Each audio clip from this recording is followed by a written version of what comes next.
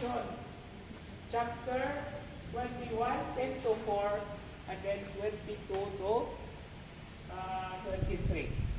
Okay. Now, kining maong kapitulo sa libro sa Revelation, or ang gipadayag, or what we call Apocalypse, second to the last verse of the book. Okay? The book of Revelation ends in chapter 22. So we are towards the end. Now, what is this beautiful image or picture that we have in the second reading? This is the vision that John had of the New Jerusalem, ang bagong Jerusalem. Now, usa ka importante ani nga background is dili ni bag-o nga gitawag nato og literature. Kay in the Old Testament, the prophet Ezekiel already had a vision of the New Jerusalem. No?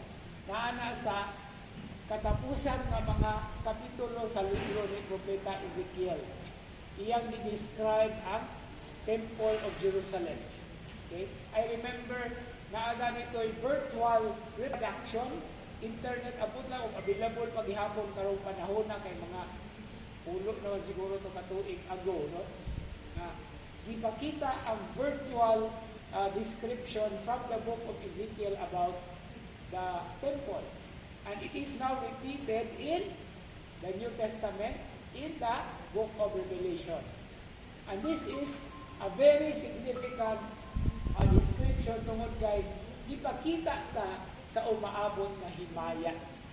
Okay? So this is what we call eschatological. Okay? Mahitungod sa umaabot sa katapusang panahon. Okay. So this is John speaking in the second reading. He took me in spirit to a great high mountain and showed me the holy city, Jerusalem, coming down out of heaven from God. So imagine, kung itawag natin 3D experience in the Bible, okay? In the New Testament. And naaman tayo 3D experience in the Bible, in the Old Testament, in the book of the prophet Ezekiel. So muratag magtanaw o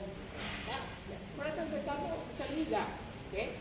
So imagine kita nga mga na-influensya sa virtual generation, mo ni siya, maka-appreciate ang maayo. Okay. What is it?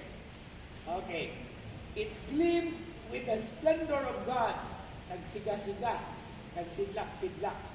Its radiance was like that of a precious stone, like jasper, clear as crystal. So mga precious stones. Dayon, it had a massive high wall with 12 gates where the 12 angels were stationed and on which names were inscribed. The names of the 12 tribes of the Israelites. So in other words, kini una sa tanan, naghisgot sa bago nga Israel. Okay. There were 3 gates facing east, 3 north, 3 south, and 3 west. So pila ka buok gates? 3 times 4. 12 gihapon. Okay? So importante ning numero 12. Okay? Numero 12 is because of the 12 tribes of Israel, or the 12 sons and 2 grandsons of Jacob. But there are also 12 in the New Testament. Unsa man? 12 apostles. Okay, and that is verse 14. The wall of the city had 12 courses of stones as its foundation, on which were inscribed the 12 names of the 12 apostles of the Lamb. Now, if you are curious, mangutana ko, mangutana ko, kinsa may nadugang sa 11 ka buok apostoles? Yes. Yeah, Matthias. Wala dito si Judas Iscariot, ha? Wala ang iyang ngalan. Wala si Judas Iscariot. Okay. So si Matthias mo na nadugang. Okay. Now, then verse 22. I saw no temple in the city. Walay templo.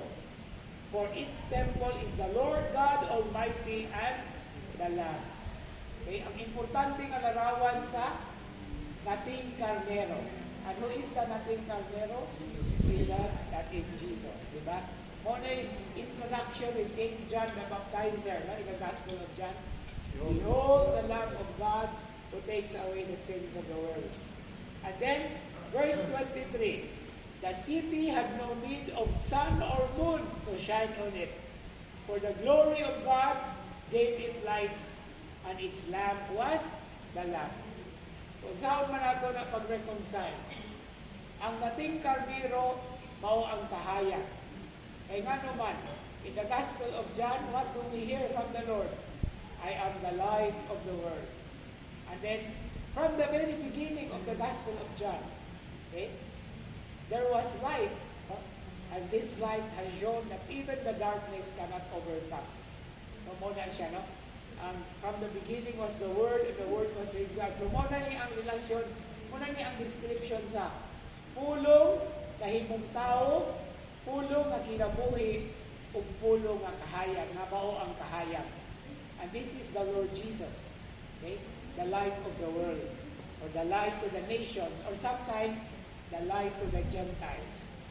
Okay?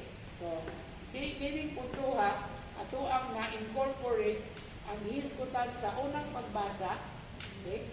O ang Ebanghelyo nga ato ang tanawon karon. Okay? So, this is the gospel.